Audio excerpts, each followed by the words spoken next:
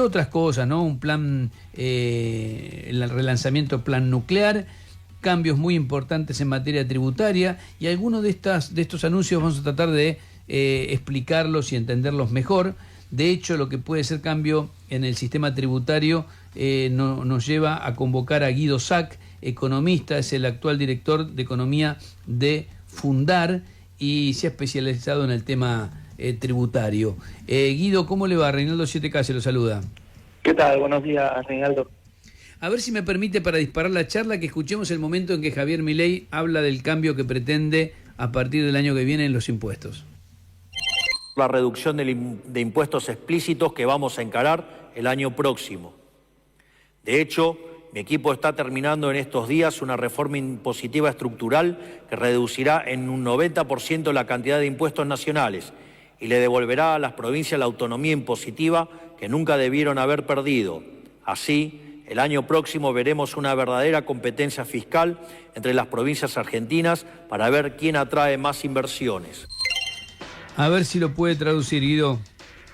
Sí, a ver, hay una discusión muy grande en Argentina acerca de estos famosos 150 impuestos, tributos y tasas, contribuciones, etcétera, que tenemos, y que yo lo que vi es que se está relacionando mucho este enunciado de reducción del 90% de los impuestos con esto, y sin embargo, si uno se atañe al pie de la letra, dijo reducción del 90% de impuestos nacionales, ¿no? Tiene sentido porque es un país federal. Y por otro lado dice de darle autonomía a las provincias. Lo cierto es que si hoy las provincias tienen mucha autonomía, de hecho la coordinación que debería tener un sistema tributario federal brilla por su ausencia en Argentina hoy, y reflejo de eso es la ausencia de una ley de coparticipación que no tenemos desde el año 88. Entonces, es llamativo pensar, porque de esos 150 impuestos, tributos, etcétera, la grandísima mayoría son provinciales y municipales. Cuando habla de reducir el 90% de los impuestos nacionales, cuesta ver cuáles quedarían, ¿no? Porque no son tantos los nacionales. ¿Cuántos son los impuestos nacionales? Porque así como lo plantea el presidente, hay, no sé, 100 impuestos nacionales y nos vamos a quedar con 5. Esto no es así. No es así. La grandísima mayoría de impuestos, tributos y tasas son provinciales y municipales. Claro que cuando uno se fija cuánto recauda impuesto a las ganancias, IVA, retenciones, impuesto al cheque, obviamente es un caudal de dinero muchísimo mayor que prácticamente todos los impuestos provinciales y subnacionales, con la excepción quizás de ingresos brutos, que es el principal provincial. Acá a mí me parece que la clave es que Milei quiere darle autonomía a las provincias, y la autonomía de las provincias va a llevar a más impuestos, tasas y tributos, no a menos. Con lo cual ahí hay una contradicción, ¿no? Si queremos tener menos impuestos, tasas y tributos, lo que hay que hacer es coordinar y no hacer una competencia impositiva entre las provincias.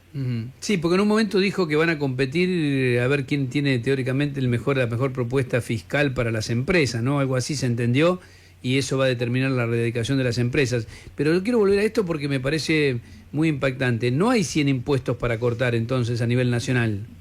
No, de ninguna manera. No hay 100 impuestos nacionales. Digo, el grueso son provinciales y municipales, y por lo tanto la clave es ámbitos de coordinación entre las provincias. Hay los conceptos fiscales, ¿no? Sí, eso se entiende, pero digo, a ver, no estoy tratando de entender lo que dijo Milei, eso es lo que trato de entender.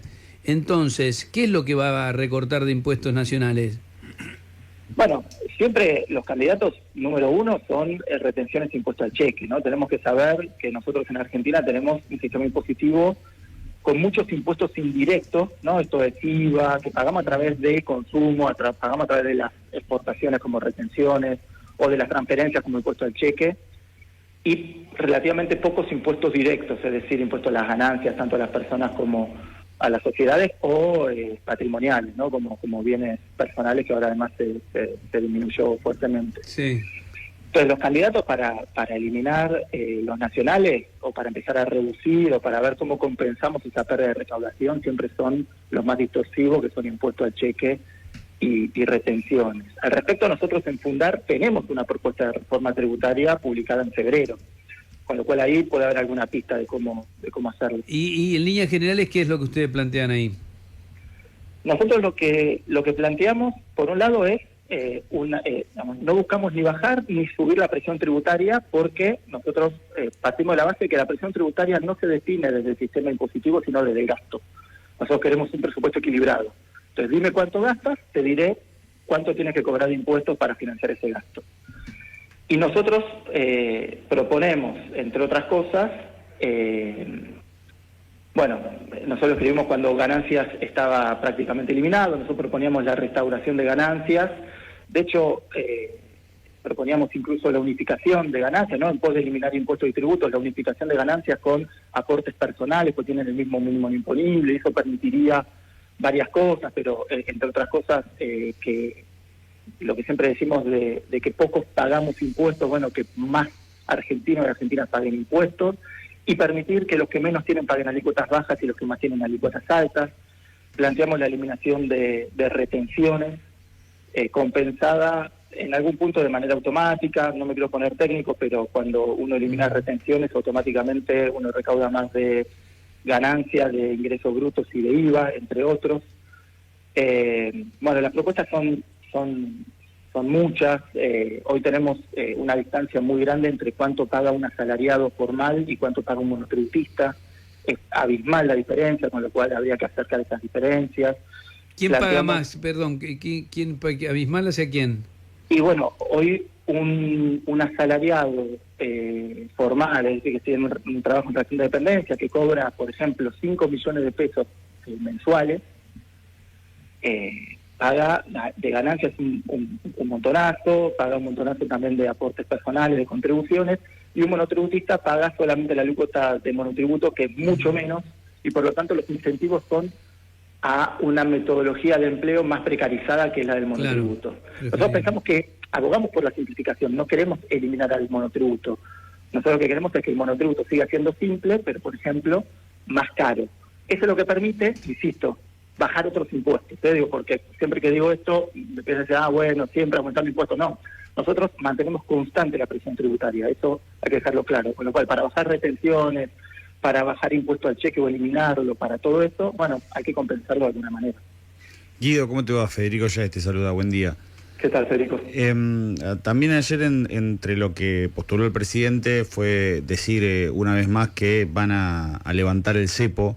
Se están hablando, se plantea informalmente dos cuestiones, o un nuevo acuerdo con el fondo, o el ingreso de capitales por parte de los bancos. Digo, ¿hoy lo ves viable y en caso de que sucediera, significaría un impacto muy fuerte en la economía levantar el cepo?